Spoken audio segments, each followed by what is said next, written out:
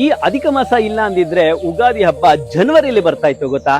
ಹೌದು, ಇದೇ 2026 ಮೇ 17ರಿಂದ ಅಧಿಕ ಮಾಸ ಶುರು ಆಗುತ್ತೆ. 33 ದಿನಗಳ ಕಾಲ ಇರುವ ಈ ಅಧಿಕ ಜ್ಯೇಷ್ಠದ ನಂತರ ನಿಜ ಜ್ಯೇಷ್ಠ ಪ್ರಾರಂಭ ಆಗುತ್ತೆ. ಹಾಗಾದ್ರೆ ಏನಿದು ಅಧಿಕ ಮಾಸ? ನೋಡಿ, ನಮ್ಮ ಪಂಚಾಂಗ 2 ಲೆಕ್ಕದ ಮೇಲೆ ನಿಂತಿದೆ, ಚಾಂದ್ರಮಾನ ಮತ್ತು ಸೌರಮಾನ. ಚಂದ್ರನ ಪ್ರಕಾರ ಒಂದು ತಿಂಗಳು ಅಂದ್ರೆ 29 ದಿನ. ಹೀಗಾಗಿ 12 ತಿಂಗಳಿಗೆ 354 ದಿನಗಳಾಗುತ್ತೆ. ಆದ್ರೆ ಸೂರ್ಯನ ಪ್ರಕಾರ ವರ್ಷಕ್ಕೆ 365 ದಿನಗಳಲ್ವಾ? ಸೂರ್ಯ ಚಂದ್ರರ ಈ ಅಂತರಕ್ಕೆ ಪ್ರತಿ ವರ್ಷ 11 ದಿನಗಳ ವ್ಯತ್ಯಾಸ ಬರುತ್ತೆ. ಈ ವ್ಯತ್ಯಾಸ ಹೀಗೆ ಸೇರ್ತಾ ಹೋಗಿ 3 ವರ್ಷಕ್ಕೆ ಒಮ್ಮೆ 33 ದಿನ ಅಂದ್ರೆ 1 ತಿಂಗಳಷ್ಟು ಆಗ್ಬಿಡುತ್ತೆ. ಚಾಂದ್ರ ಮತ್ತು ಸೌರಮಾನ ಪದ್ಧತಿಗಳನ್ನ ಸರಿದೂಗಿಸಲು ಒಂದು ಎಕ್ಸ್ಟ್ರಾ ತಿಂಗಳು ಸೇರಿಸಲಾಗುತ್ತೆ. ಅದೇ ಈ ಅಧಿಕ ಮಾಸ. ಈ ಮಾಸಕ್ಕೆ ಸಾಕ್ಷಾತ್ ಮಹಾವಿಷ್ಣುವೇ ನಿಯಾಮಕನಾಗಿರೋದ್ರಿಂದ ಈ ಮಾಸವನ್ನ ಪುರುಷೋತ್ತಮ ಮಾಸ ಅಂತಲೂ ಕರೀತಾರೆ.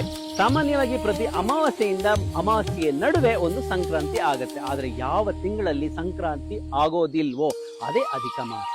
ಅಧಿಕ ಮಾಸ ಇರ್ಲಿಲ್ಲ ಅಂದ್ರೆ ಏನಾಗುತ್ತೆ ಗೊತ್ತಾ?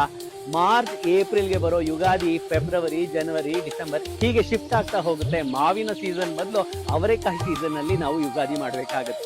ಆದ್ರಿಂದಲೇ ಇದು ಜಸ್ಟ್ ಎಕ್ಸ್ಟ್ರಾ ತಿಂಗಳು ಅಲ್ಲ, ನಮ್ಮ ಹಬ್ಬಗಳು ಸರಿಯಾದ ಋತುವಿನಲ್ಲಿ ಬರೋ ಅಂತೆ ಬ್ಯಾಲೆನ್ಸ್ ಮಾಡುವಂತ ಅದ್ಭುತವಾದಂತ ವ್ಯವಸ್ಥೆ. ಅಧಿಕ ಮಾಸದಲ್ಲಿ 33 ಸಂಖ್ಯೆಗೆ ಹೇಗೆ ಇಷ್ಟೊಂದು ವಿಶೇಷ? ಇದರ ಬಗ್ಗೆ ಹೆಚ್ಚಿನ